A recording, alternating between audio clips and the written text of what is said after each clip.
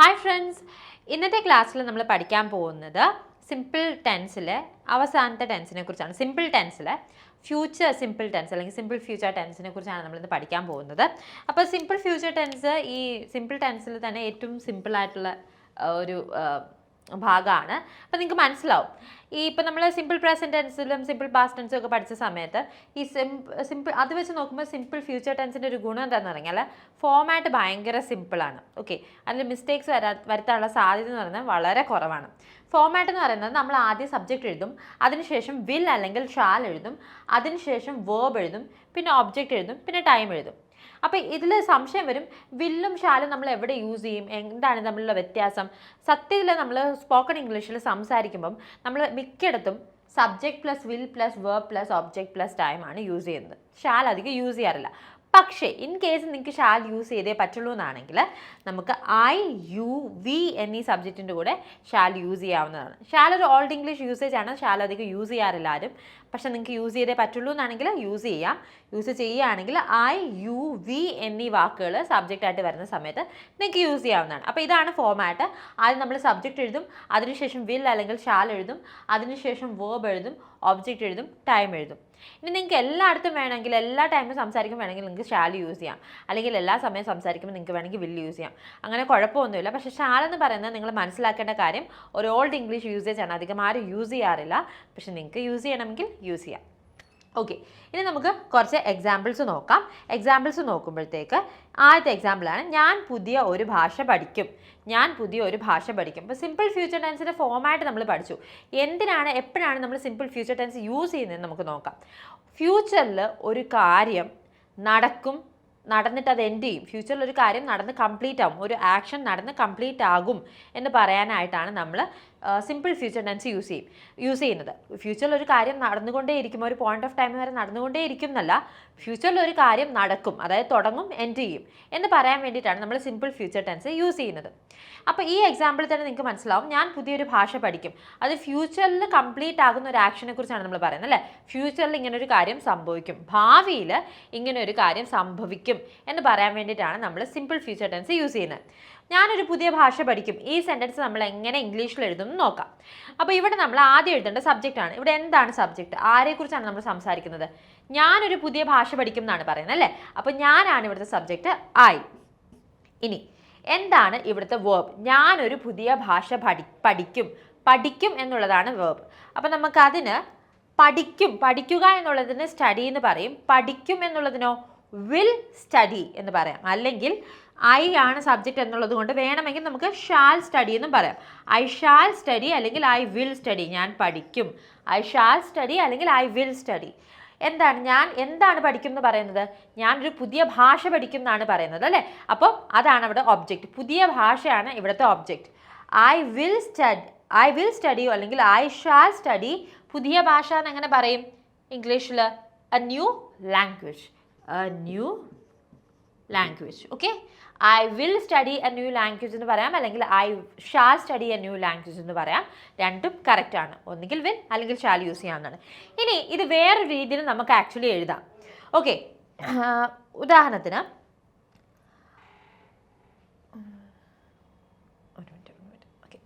Continue ചെയ്തോട്ടെ. ഇനി ഇത് വേറൊരു രീതിയിൽ വേണമെങ്കിൽ നമുക്ക് പറയാം. എങ്ങനെയാണെന്ന് വെച്ചാൽ നമുക്ക് വിൽ അല്ലെങ്കിൽ ഷാൽ യൂസ് ചെയ്യുന്നതിന് പകരം ആർ ഗോയിങ് ടു അല്ലെങ്കിൽ ഈസ് ഗോയിങ് ടു അല്ലെങ്കിൽ ആം ഗോയിങ് ടു എന്നീ വാക്കുകൾ യൂസ് ചെയ്ത് വേണമെങ്കിലും പറയാം. അതും കറക്റ്റാണ്. നിങ്ങൾ പലയിടത്തും വില്ലിന് പകരം am going to, are going to, is going to എന്നീ ഫ്രേസസ് യൂസ് ചെയ്ത് കണ്ടിട്ടുണ്ടാവും. ഇതും നമുക്ക് യൂസ് ചെയ്യാം. ഓക്കെ, ഇവിടെ സബ്ജക്റ്റ് പ്ലൂറൽ ആണെങ്കിൽ ആർ ഗോയിങ് ടു. ഇനി സബ്ജക്റ്റ് സിംഗുലർ ആണെങ്കിൽ is going to. Subject I ആണെങ്കിൽ ആം ഗോയിങ് ടു. ഇപ്പോൾ ഇവിടെ ഞാൻ പുതിയൊരു ഭാഷ പഠിക്കും എന്നുള്ളതിന് നമുക്ക് ഇങ്ങനെ പറയാം, I am going to study a new language എന്നും പറയാം. Okay, I am going to study a new language എന്ന് പറയും. ഞാൻ ഒരു പുതിയ ഭാഷ പഠിക്കാൻ പോവുകയാണ്. ഓക്കെ, എന്നുള്ള അർത്ഥത്തിൽ രണ്ടിനും സെയിം മീനിങ് ആണ് ആക്ച്വലി വരുന്നത്. അപ്പോൾ രണ്ടും മിസ്റ്റേക്ക് ഒന്നുമില്ല. ഇതും അപ്രൂവ്ഡ് ആയിട്ടുള്ള ഒരു യൂസേജ് ആണ്. ഓക്കെ, ഇനി നമുക്ക് അടുത്ത സെൻറ്റൻസ് നോക്കാം. അവൻ ആ പുസ്തകം വായിക്കും. ഈ സെൻറ്റൻസ് നമ്മൾ എങ്ങനെ ഇംഗ്ലീഷിൽ പറയും? ഇവിടെ നമ്മുടെ സബ്ജക്റ്റ് എന്താണ്? അവനാണ് നമ്മുടെ subject. He is the subject. ഇനി അവൻ ആ പുസ്തകം വായിക്കും എന്നാണ് പറയുന്നത്. എന്താണ് ഇവിടെ നടക്കാൻ പോകുന്ന കാര്യം? വായിക്കും. അതാണ് ഇവിടെ നടക്കാൻ പോകുന്ന കാര്യം അല്ലേ? അപ്പോൾ വായിക്കുക എന്നുള്ളതിന് നമ്മൾ റീഡ് എന്ന് പറയും. വായിക്കും എന്നുള്ളതിന് വിൽ റീഡ് എന്ന് പറയും. Okay, will read. He will read. എന്ത് വായിക്കും? എന്താണ് ഇവിടെ ഒബ്ജക്റ്റ്? അവൻ ആ പുസ്തകം വായിക്കും അല്ലേ? ഹീ വിൽ ആ പുസ്തകം. ആ പുസ്തകം എന്ന് പറയുമ്പോൾ ദാറ്റ് ബുക്ക്. ഈ പുസ്തകമാണെങ്കിലോ ദിസ് ബുക്ക്. ഓക്കെ, ആ പുസ്തകം വായിക്കും. So he will read that book എന്നാണ് ഇവിടെ സെൻറ്റൻസ് വരിക. ഇനി നമുക്ക് വേറെ രീതിയിലും കൂടെ എഴുതാം. ഗോയിങ് ടു ചേർത്ത് എഴുതുക. എങ്ങനെ എഴുതും? അവൻ ആ പുസ്തകം വായിക്കും എന്നുള്ളത് സബ്ജക്റ്റ് ഹീ ആയതുകൊണ്ടും ഹീ ഒരു സിംഗുലർ സബ്ജക്റ്റ് ആയതുകൊണ്ടും നമുക്ക് ഇങ്ങനെ എഴുതാം. He is going to read that book എന്ന് വേണമെങ്കിലും പറയാം. He is going to read that book എന്ന് വേണമെങ്കിലും പറയാം. ഓക്കെ, ഇനി അടുത്ത സെൻറ്റൻസ് നോക്കാം. രാഹുൽ ഇന്ന് എയർപോർട്ടിൽ പോകും. രാഹുൽ ഇന്ന് എയർപോർട്ടിൽ പോകും. ഈ സെൻറ്റൻസിൽ നമുക്ക് ടൈമും കൂടി തന്നിട്ടുണ്ട്. ഓക്കെ, ബാക്കി സെൻറ്റൻസിലൊന്നും സമയം തന്നിട്ടില്ലായിരുന്നു, ടൈമും കൂടി തന്നിട്ടുണ്ട്. ടൈമും കൂടി തരുന്ന സെൻറ്റൻസസിൽ ഒന്നെങ്കിൽ നിങ്ങൾക്ക് തുടക്കത്തിൽ ടൈം യൂസ് ചെയ്യാം, പക്ഷെ ഞാൻ എപ്പോഴും എൻഡിലാണ് ടൈം കൊടുക്കുന്നത്. നിങ്ങൾക്കും എൻഡിൽ വേണമെങ്കിൽ കൊടുക്കാം. ഓക്കെ, ഒന്നെങ്കിൽ തുടക്കത്തിൽ അല്ലെങ്കിൽ എൻഡിൽ ടൈം മെൻഷൻ ചെയ്യാം, അല്ലാതെ ഇടയ്ക്ക് ടൈം മെൻഷൻ ചെയ്യേണ്ട. രാഹുൽ ഇന്ന് എയർപോർട്ടിൽ പോകും. എങ്ങനെ നമ്മൾ ഇത് ഇംഗ്ലീഷിൽ പറയും? ഇവിടെ ആരെക്കുറിച്ചാണ് നമ്മൾ സംസാരിക്കുന്നത്? അല്ലെങ്കിൽ ആരാണ് ഇവിടുത്തെ സബ്ജക്റ്റ്? രാഹുലാണ് അല്ലേ? അപ്പോൾ രാഹുൽ. ഇനി രാഹുൽ എന്ത് പ്രവൃത്തിയാണ് ചെയ്യാൻ പോകുന്നത്? എന്താണ് രാഹുൽ ചെയ്യുന്നത്? എയർപോർട്ടിൽ പോകും. പോകും എന്നുള്ളതാണ് പ്രവൃത്തി. പോകുക എന്നുള്ളതിന് നമുക്ക് ഗോ എന്ന് പറയുമെങ്കിൽ പോകും എന്നുള്ളതിന് വിൽ ഗോ എന്നാണ് പറയുന്നത്. Rahul will go. എവിടേക്കാണ് പോകും എന്ന് പറയുന്നത്? എന്താണ് ഇവിടുത്തെ ഒബ്ജക്റ്റ്? പ്ലേസ് എന്താണ്? എയർപോർട്ട് അല്ലേ? Rahul will go to the airport. Rahul will go to the airport. ഇനി അവസാനം സമയം മെൻഷൻ ചെയ്യണം. എത്ര മണിക്കാണ് അല്ലെങ്കിൽ എപ്പോഴാണ് രാഹുൽ പോകുന്നത്? രാഹുൽ ഇന്ന് എയർപോർട്ടിൽ പോകും എന്നാണ് പറയുന്നത് അല്ലേ? അപ്പോൾ ഇന്നാണ് ഇവിടുത്തെ ടൈം. ടുഡേ. ടൈം അവസാനം മെൻഷൻ ചെയ്യാം. Rahul will go to the airport today. Okay, ഇനി ഇത് വേറെ രീതിയിലും പറയാം. Rahul is going to the airport today. എന്തുകൊണ്ടാണ് is going to the airport എന്ന് പറയുന്നത്? സബ്ജക്റ്റ് സിംഗുലർ ആയതുകൊണ്ടാണ് നമ്മൾ is going to the airport എന്ന് പറഞ്ഞത്. ഓക്കെ, ഇനി അടുത്ത സെൻറ്റൻസിൽ ലാസ്റ്റ് എക്സാമ്പിൾ നമുക്ക് നോക്കാം. അവർ ചിപ്സ് വാങ്ങും. അവർ ചിപ്സ് വാങ്ങും. ഈ സെൻറ്റൻസ് എങ്ങനെ നമുക്ക് ഇംഗ്ലീഷിൽ എഴുതാൻ പറ്റും? ഇവിടെ നമ്മൾ ആരെക്കുറിച്ചാണ് പറയുന്നത്? അവരെക്കുറിച്ചാണ്. അപ്പം അവരാണ് ഇവിടുത്തെ സബ്ജക്റ്റ്. So they. ഇനി അവരെന്താണ് ചെയ്യാൻ പോകുന്ന പ്രവൃത്തി? വാങ്ങുക അല്ലെങ്കിൽ വാങ്ങും എന്നാണ് ചെയ്യാൻ പോകുന്ന പ്രവൃത്തി. വാങ്ങുക എന്നുള്ളതിന് നമുക്ക് ബൈ എന്ന് പറയാം. വാങ്ങും എന്നുള്ളതിന് നമ്മൾ എന്ത് പറയും? വാങ്ങും എന്നുള്ളതിന് വിൽ ബൈ എന്ന് പറയും. Okay, will buy. They will buy. എന്താണ് വാങ്ങും എന്ന് പറയുന്നത്? They will buy chips. Chips ആണ് ഇവിടുത്തെ ഒബ്ജക്റ്റ്.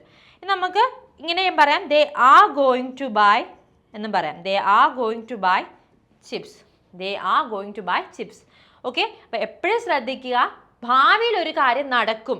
ഓക്കെ, ഭാവിയിൽ ഒരു കാര്യം നടക്കും, ഒരു ആക്ഷൻ നടക്കും അല്ലെങ്കിൽ നടന്ന് കംപ്ലീറ്റ് ആകും എന്ന് പറയാൻ വേണ്ടിയിട്ട് നമുക്ക് സിമ്പിൾ ഫ്യൂച്ചർ ടെൻസ് യൂസ് ചെയ്യാവുന്നതാണ്. ഫോമാറ്റ് എന്ന് പറയുന്നത് നമ്മൾ ആദ്യം സബ്ജക്റ്റ് എഴുതും, അതിനുശേഷം നമ്മൾ വിൽ അല്ലെങ്കിൽ ഷാൽ എഴുതും. അതിനുശേഷം വില്ലോ ഷാലോ യൂസ് ചെയ്യാം. വില്ലായിരിക്കും പ്രിഫറബിളി യൂസ് ചെയ്യുന്നതിൽ ബെറ്റർ. വില്ലോ ഷാലോ യൂസ് ചെയ്യും. അതിനുശേഷം നമ്മൾ വേർബ് എഴുതും, അതായത് എന്താണ് സബ്ജക്റ്റ് ചെയ്യുന്ന പ്രവൃത്തി, ആ പ്രവൃത്തി എഴുതും. അതിനുശേഷം നമ്മൾ ഒബ്ജക്റ്റ് എഴുതും. സമയം മെൻഷൻ ചെയ്യണമെങ്കിൽ സമയം മെൻഷൻ ചെയ്യാം. ഇനി വേറെ രീതിയിൽ നമുക്ക് എഴുതാം. സബ്ജക്റ്റ് എഴുതിയതിന് ശേഷം is going to, are going to, am going to. Subject singular ആണെങ്കിൽ is going to, subject plural ആണെങ്കിൽ are going to, subject I ആണെങ്കിൽ ആം ഗോയിങ് ടു എന്ന ഫ്രേസസ് യൂസ് ചെയ്ത് വേണമെങ്കിലും നമുക്ക് എന്ത് എഴുതാം? വേർബിൻ്റെ കൂടെ യൂസ് ചെയ്ത് വേണമെങ്കിലും നമുക്ക് ഫ്യൂച്ചർ ടെൻസ് ഫോം ചെയ്യാവുന്നതാണ്. അതിൽ മിസ്റ്റേക്ക് ഒന്നുമില്ല. അപ്രൂവ്ഡ് ആയിട്ടുള്ള ഒരു യൂസേജ് ആണ്. അപ്പോൾ നമ്മൾ ഇന്ന് പഠിച്ച കാര്യങ്ങളിൽ നിങ്ങൾക്ക് എന്തെങ്കിലും ഡൗട്ട്സോ കൺഫ്യൂഷനോ ഉണ്ടെങ്കിൽ കോമൻറ്റ് സെക്ഷനിൽ പോസ്റ്റ് ചെയ്യാവുന്നതാണ്. ഇനി ഇതുപോലത്തെ എന്തെങ്കിലും നിങ്ങൾക്ക് പഠിക്കാൻ താല്പര്യമുണ്ടെങ്കിൽ അതും സജഷനായിട്ട് കോമൻറ്റ് സെക്ഷനിൽ പോസ്റ്റ് ചെയ്യാവുന്നതാണ്. ഇനി നിങ്ങൾക്ക് ഈ വീഡിയോ ഇതുപോലത്തെ ഇൻട്രസ്റ്റിംഗ് ഇൻഫോർമേറ്റീവ് വീഡിയോ ഇംഗ്ലീഷ് ലാംഗ്വേജിനെ കുറിച്ച് കാണാൻ താല്പര്യപ്പെടുന്നുണ്ടെങ്കിൽ ഞങ്ങളുടെ ചാനൽ സബ്സ്ക്രൈബ് ചെയ്യുക. അതുപോലെ തന്നെ നിങ്ങളുടെ ഫ്രണ്ട്സിനും ഫാമിലിക്കും താല്പര്യം ഉള്ളവർക്ക് മാത്രം ഷെയർ ചെയ്യുക. നിങ്ങളുടെ ഇംഗ്ലീഷ് സംസാരിക്കാൻ പഠിക്കാൻ വേണ്ടിയിട്ടാണ് ഈ വീഡിയോസ് കാണുന്നതെങ്കിൽ ലിങ്ക് നമ്മൾ ഡിസ്ക്രിപ്ഷനിൽ കൊടുത്തിട്ടുണ്ട്. ആ ലിങ്കിൽ ക്ലിക്ക് ചെയ്ത് കൗൺസിലിൻ്റെ അടുത്ത് നിന്ന് ഡീറ്റെയിൽസ് കളക്ട് ചെയ്ത് കോഴ്സിനെ കുറിച്ച് കൂടുതൽ അറിയാവുന്നതാണ്. അപ്പോൾ നിങ്ങൾക്ക് നല്ലൊരു കോഴ്സാണ്, നിങ്ങൾക്ക് ജോയിൻ ചെയ്താൽ ഗുണം ഉണ്ടാകും നിങ്ങൾക്ക് തോന്നുകയാണെങ്കിൽ മാത്രം, നിങ്ങൾക്ക് ആപ്റ്റ് ആണെന്ന് തോന്നുകയാണെങ്കിൽ മാത്രം അഡ്മിഷൻ എടുക്കുക. അപ്പോൾ മറ്റൊരു ഇൻട്രസ്റ്റിംഗ് ഇൻഫോർമേറ്റീവ് വീഡിയോയിൽ കാണുന്നത് വരെ this is Revathi Krishnan signing off from English Mithra. Thank you. English Mithra. Stop worrying, start learning.